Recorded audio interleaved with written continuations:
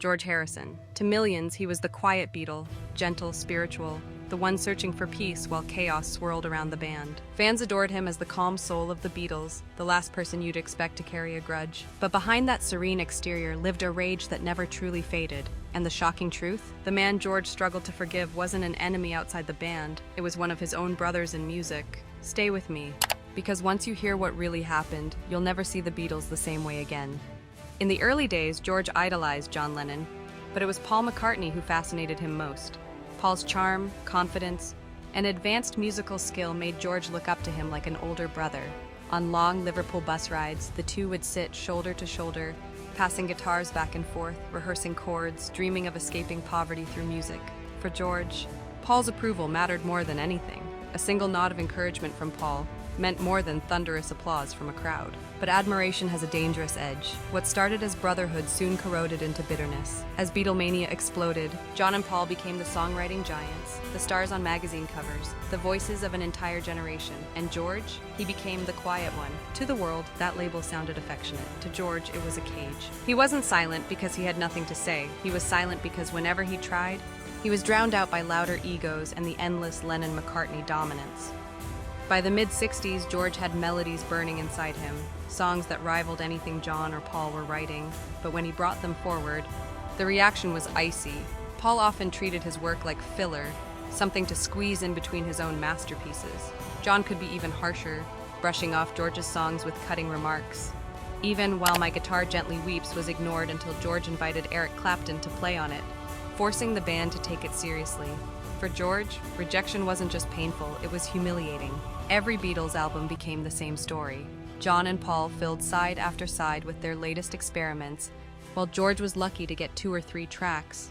And even then, Paul's perfectionism took center stage. He would spend hours polishing his own songs, but gave George's work far less attention. George once admitted bitterly, Paul would always help, once he'd done his 10 songs. Then, when he got around to mine, he would help. It was silly.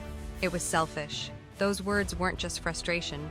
They were the cry of a man suffocating under the weight of someone else's control. The breaking point came in January 1969. During the infamous Let It Be rehearsals at Twickenham Studios, tensions boiled over. Cameras captured Paul lecturing, John withdrawing, and George sitting in silence until he couldn't anymore. His voice cut through the room, calm but razor sharp. "I think I'll be leaving the band now. Get a replacement." And then he walked out.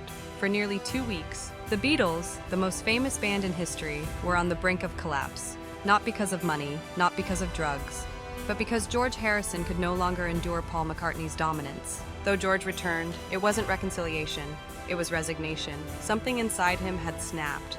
The brotherhood he once believed in was gone. And even years later, the wound never fully healed. In a 1974 interview, George was blunt. "I would join a band with John any day, but I could not join a band with Paul McCartney." Behind those words was decades of resentment. But George didn't fight back with arguments. He fought back with music. While John and Paul obsessed over their rivalry, George had been quietly stockpiling songs. And in 1969, he finally unleashed them. On Abbey Road, he delivered 2 masterpieces, Here Comes the Sun and Something. They weren't just good, they were legendary. Frank Sinatra even called Something the greatest love song of the past 50 years. For the first time, George's music stood toe-to-toe with Lennon and McCartney. But recognition from his bandmates was muted. John barely reacted. Paul offered polite compliments in public, but in the studio, he still carried himself as the architect of the Beatles' sound. To George, the silence was deafening. Even his victories felt poisoned, because every success was a reminder of how long he had been overlooked. When the Beatles finally split in 1970, George exploded. While John and Paul launched solo albums, George unleashed All Things Must Pass, a triple album packed with the songs they had dismissed. It wasn't just a record, it was a revolution. My Sweet Lord became the first solo Beatles single to hit #1, and the album outsold both John's and Paul's first projects. The world was stunned. The quiet Beatle had roared louder than them all. But vindication couldn't erase the scars. George's resentment lingered for decades. In interviews, he admitted he'd rather work with session musicians than ever form another band with Paul. Even in his autobiography, I Me Mine, George mentioned John sparingly and spoke of Paul with cool distance. His silence was deliberate, a final act of resistance. When John Lennon was murdered in 1980, the world expected George to break down in grief. But his reaction was strangely guarded. He said, "He was murdered, but he'll live on in his music." True words, but detached. For fans, it was shocking. But to George, grief was complicated by years of humiliation and bitterness. Lennon was not just a brother lost, but also a constant source of pain.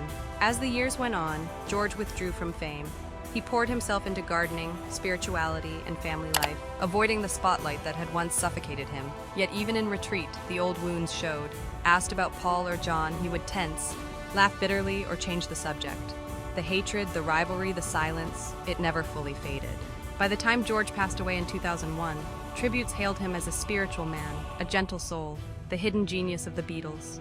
But beneath the tributes lingered a darker truth. George Harisson never found closure with Paul McCartney. His story inside the Beatles wasn't just one of friendship or music, it was a battle for recognition, scarred by betrayal and silence. And maybe that's the tragedy. George Harisson gave the world timeless songs, unforgettable melodies, and a spiritual vision that still inspires millions.